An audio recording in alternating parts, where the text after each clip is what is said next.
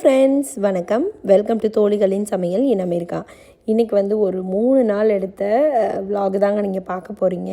ஒரு நாள் ஃபுல்லாக என்னால் கண்டினியூ பண்ண முடியல. அதனால் 3 நாள் கொஞ்சம் கொஞ்சமாக எடுத்த விலாக்ஸ் எல்லாம் சேர்த்து நீங்கள் இதில் பார்க்க போகிறீங்க. வாங்க வீடியோக்குள்ளே போகலாம். இன்றைக்கி வந்து தேர்ஸ்டேங்க.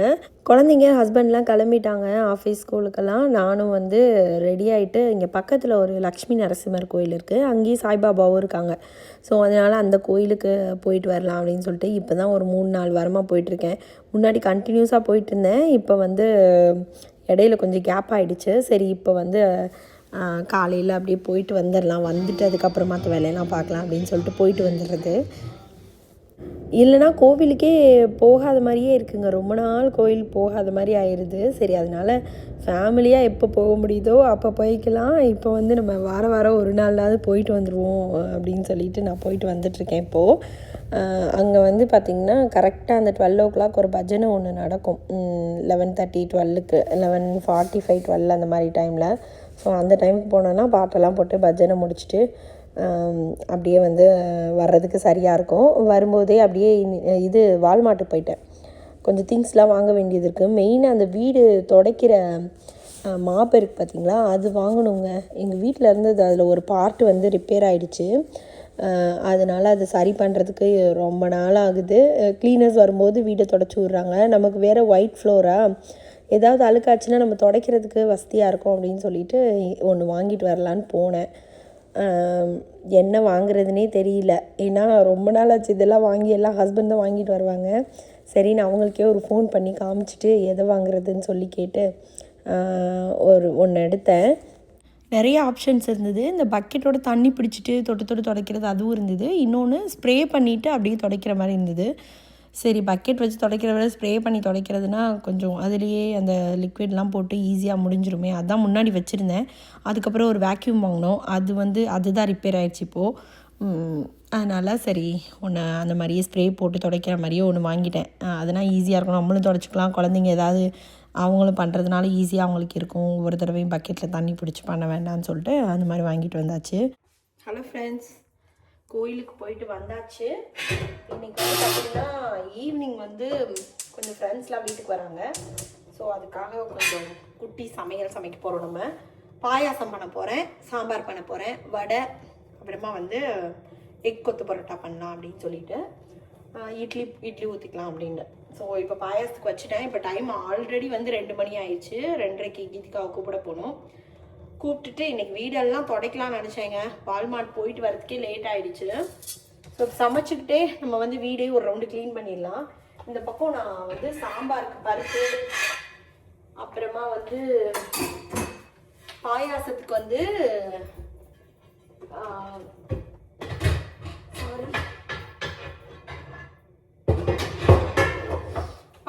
வந்து பார்த்தீங்கன்னா சேமியா தனியாக வேக வச்சுருக்கேன். அப்புறமா வந்து ஜவ்வரிசி தனியாக வேக வைக்க போகிறேங்க. ஸோ ரெண்டையும் தனித்தனியாக வேக வச்சுட்டு நம்ம பாயாசம் பண்ணோன்னா அந்த மாதிரி கெட்டியெல்லாம் ஆகாது. அது இல்லாமல் கொஞ்சம் கண்டென்ஸ்டு மில்க்கும் ஊற்றி நம்ம இன்றைக்கி பாயாசம் பண்ண போகிறோம். எப்படி பண்ணுறேன்னு காமிக்கிறேன். மெத்தடில் தான் நாங்கள் வந்து பார்த்திங்கன்னா ஒரு 50 பேர் 100 பேர்னாலும் இந்த மெத்தடில் தான் நாங்கள் பண்ணுவோம். ஸோ அப்போனா வந்து நமக்கு வந்து அவங்களுக்கு செஞ்சு கொடுத்தோன்னா அவங்க லாஸ்ட் பார்ட்டி முடிகிற வரைக்கும் அவங்களுக்கு வந்து திக்காகாமல் இருக்கணுன்றதுனால இந்த மெத்தடில் தான் செய்வோம். ஸோ இது அளவுன்னு பார்த்தீங்கன்னா இது நான் வந்து குத்து மதிப்பாக தான் போட்டிருக்கேன். பார்த்தீங்கன்னா இதில் ஒரு 2 கப் அளவு மெஷரிங் கப்பில் 250 கிராம் கப் இருக்கும் இல்லையா, அதில் வந்து 2 கப் அளவு ஜவ்வரிசி போட்டிருக்கேன். அதே மாதிரி ஒரு 2 கப் அளவு சேமியா போட்டிருக்கேன். ரெண்டையுமே தனித்தனியாக நான் வந்து தண்ணி ஊற்றி வேக வைக்க போகிறேன். ஜவ்வரிசி வேணும்னா நீங்கள் வந்து கொஞ்சம் நேரம் ஊற வச்சுக்கலாம். பட் நான் ஊற வைக்க மாட்டேன், அப்படியே வந்து வேக வச்சுருவேன்.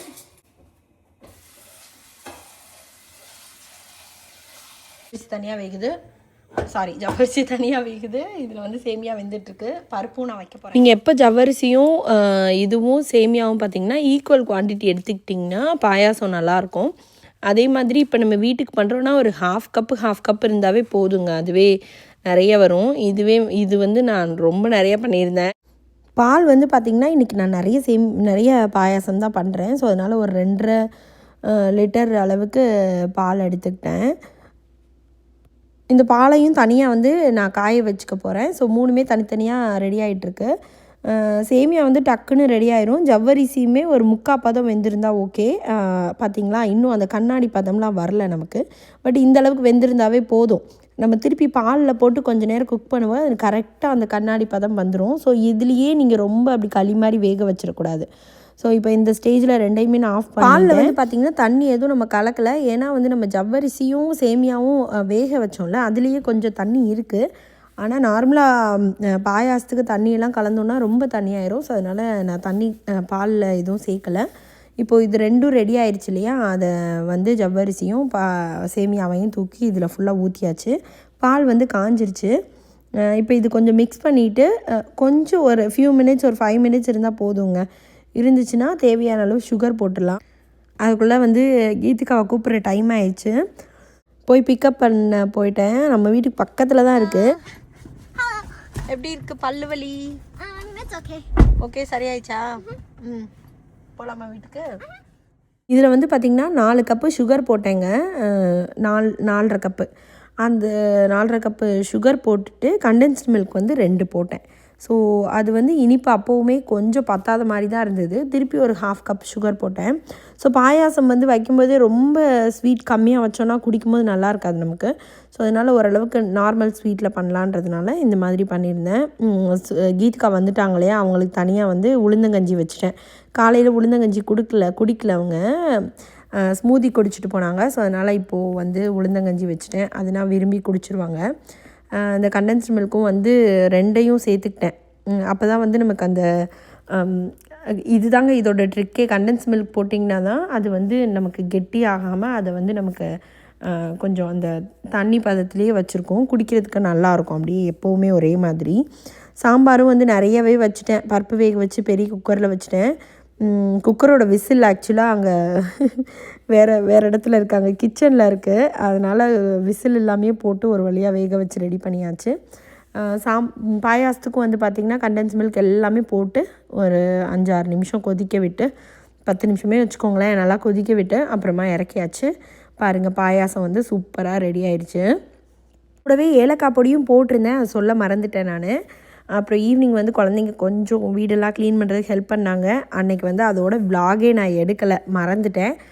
ஃப்ரெண்ட்ஸ்லாம் வந்திருந்தாங்க, அதோட முடிஞ்சிடுச்சு. இது வந்து நெக்ஸ்ட் டேங்க. நெக்ஸ்ட் டே ஈவினிங் வந்து நான் ஃப்ரைடே இல்லையா, ஃப்ரைடேனா இவங்க வந்து ஏதாவது ஸ்பெஷலாக செஞ்சு தரணும்னு நினைப்பாங்க. வீட்டில் நான் வெஜிடேரியன் தான் வேணும் அப்படின்னு நினைப்பாங்க. அன்றைக்கி வந்து எங்களுக்கு வேலையும் கொஞ்சம் கம்மியாக இருந்தது. பகல்லையே எல்லா வேலையும் முடிச்சிட்டோம் ஓரளவுக்கு. ஈவினிங்கில் கொஞ்சம் அந்தளவுக்கு வேலை இல்லை. சரி ஓகே அப்படின்னு சொல்லிவிட்டு நான் ஒரு ஹோல் சிக்கன் வாங்கிட்டு வந்தேன். அது வந்து க்ரில் பண்ணிடலாம் அவனில் வச்சு அப்படின்னு சொல்லிட்டு வாங்கிட்டு வந்திருந்தேன். ஏன்னா லாஸ்ட் வீக் ஒரு நாள் வந்து பெருவியன் சிக்கன்னு ஒன்று வாங்கினாங்கங்க. அது எப்போவுமே நல்லாயிருக்கும், எங்களுக்கு ரொம்ப பிடிக்கும். அது டிஃப்ரெண்ட் ஸ்டைலில் பண்ணுவாங்க. பட் அது வாங்கி சாப்பிட்டதுக்கப்புறம் எனக்கு ஓகே, நம்ம ஸ்டைலில் நம்ம ஃபுல் கிரில் ஒன்று பண்ணணும் அப்படின்னு சொல்லிட்டு ஒரு வாரமாக நினச்சிட்டே இருந்தேன். என்றைக்காவது ஒரு நாள் பண்ணலாம் அப்படின்ட்டு. கரெக்டாக இன்றைக்கி ஃப்ரைடே வேறையா, சரி ஓகே பண்ணிடலாம் அப்படின்னு சொல்லிட்டு இந்த பக்கம் அதுக்கு மசாலாலாம் நார்மலாக நம்ம மசாலா தடவுவோம்ல, அந்த மாதிரி மசாலா தடவி வச்சுட்டேன். நம்ம சிக்கன் 65 மசாலாவும் நம்ம ரெடி பண்ணுறோம்ல இப்போ. ஸோ அதனால் அதுவே வீட்டில் இருந்துச்சு. அதுவும் நம்ம எல்லாமே நம்ம வீட்டில் இருக்க திங்ஸ் போட்டு ரெடி பண்ணுறது தான். ஸோ அது போட்டு எல்லாத்தையும் பெரட்டி வச்சுட்டு, அது கூடவே ஆனியனு, அப்புறமா வந்து பொட்டேட்டோ, அப்புறம் கேப்சிகம் இதெல்லாம் வந்து கட் பண்ணிட்டேன். கட் பண்ணி அதையும் சேர்த்தே வந்து உள்ளே பேக் பண்ணி விட்டோன்னா கொஞ்சம் நல்லா சாப்பிட்றதுக்கு நல்லாயிருக்கும். எனக்கு ரொம்ப பிடிக்கும் அது. அதனால் எல்லாத்தையும் வந்து அப்படி போட்டாச்சு. ட்ரேயில் வந்து கீழேயும் அப்புறம் சிக்கன் மேலேயும் வந்து நல்லா ஆயில் ஸ்ப்ரே பண்ணிட்டேன். 350 வச்சு ஒரு 10 மினிட்ஸாக வச்சு எடுத்தேன். அப்புறமா வந்து ஒரு 20 மினிட்ஸ்க்கு அப்புறம் வந்து ப்ராயில் மோடில் போட்டேன். ஸோ ப்ராயில் ஹையில் போட்டு அதில் வந்து 5 மினிட்ஸ் அப்படியே டைம் பார்த்துக்கிட்டு அப்படியே வச்சேன். சூப்பராக இருந்தது. மிடில் வந்து கொஞ்சம் இந்த மாதிரி ஆயில் தடவிட்டு அப்படியே எடுத்தேன். திருப்பி பெரட்டி போட்டு ஒரு தடவை ப்ராயில் பண்ணேன். ஸோ வந்து கரெக்டாக சூப்பராக வந்துருந்துச்சு. கூடவே கொஞ்சம் ஆப்பிள் கட் பண்ணிட்டேன். கொஞ்சம் ரைஸ் பண்ணேங்க. சும்மா ஒரு புலாவ் மாதிரி ஒரு ரைஸ் பண்ணேன். அப்புறமா நம்ம சாட்டே பண்ணி வச்சுருந்த வெஜிடபிள்ஸ் எல்லாமே வச்சு இன்றைக்கி டின்னர் அதுதான் சாப்பிட்டோம். இது அதுக்கும் அடுத்த நாள் சாட்டர்டே எடுத்த விலாகு. நான் ஆல்ரெடி உங்ககிட்ட சொன்னேன்ல, இன்றைக்கி வந்து 3 நாளோட விலாக் வந்து நான் உங்களுக்கு இந்த வீடியோவில் போடுறேன்னு சொல்லிட்டு. இதுதான் வந்து சாட்டர்டே எடுத்த விலாகு. இன்றைக்கி ரொம்பவே ஒரு பிஸியான டே தான். காலையில் வந்து ஆல்ரெடி போய் கொஞ்சம் பேக்கிங் பண்ணிவிட்டு கொஞ்சம் வீடியோஸ்லாம் எடுக்க வேண்டியதாக இருந்தது. இந்த உமன்ஸ் டே ஆஃபர் அதெல்லாம் சொல்லி வீடியோ எடுத்து இன்ஸ்டாலெலாம் போஸ்ட் பண்ணிவிட்டு, அதுக்கு முன்னாடி வந்து இந்த பிரேக்ஃபாஸ்ட் வேலையெல்லாம் முடிச்சிட்டோம். தோசை, எக்கு, கோகோனட் சட்னி பண்ணேன் நான். அப்புறம் குழந்தைங்க வந்து ஸ்மூத்தி போடுறேன் அப்படின்னு சொல்லிட்டு ப்ளூபெர்ரிஸ், பனானா எல்லாம் போட்டு ஸ்மூத்தியும் போட்டாங்க. ஸோ அதெல்லாம் வச்சு பிரேக்ஃபாஸ்ட் முடிச்சுட்டு, அவங்களுக்கு தமிழ் ஸ்கூல் இருந்தது, ஆன்லைன் கிளாஸ் தான் வீட்லேயே அட்டன் பண்ணாங்க. அதுக்கப்புறமா வந்து பார்த்திங்கன்னா எல்லாரையும் கூப்பிட்டு காஸ்கோவை ட்ரிப்பு மாதிரி வர்றது நீங்கள் தான். காஸ்கோ கூட நாங்கள் வந்து கேங்காக தாங்க போவோம். தரங்கங்க, உங்களை மதிக்க மாட்டுறாரு சந்தியா. காஸ்கோ ஒரு ரவுண்டு ஷாப்பிங்லாம் முடிச்சுட்டு வந்து அப்படியே வந்து டைம் ஆயிடுச்சுங்க. டின்னர் வெளியில் போயிடலாம் அப்படின்னு சொல்லிட்டு வெளியில் போயிட்டோம். ஹேய், நல்ல கடையாக இருக்குது. இவ்வளோ வச்சுருக்காங்களே, நல்ல இடம். எது என்ன இவ்வளோ ஐட்டம் கொடுத்துருக்காங்க.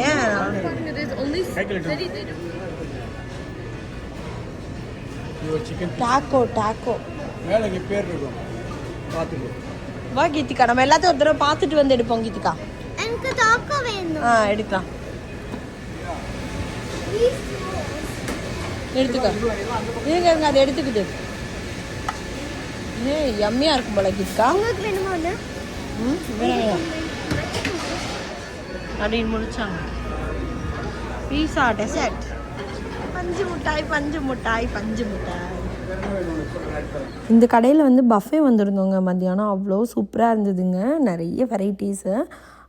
அப்புறமா வந்து சாப்பிட்டுட்டு அப்படியே டைரெக்டாக வந்து எங்களுக்கு வேலை இருந்தது. நான் அதனால் அப்படியே கிளம்பிட்டேன்.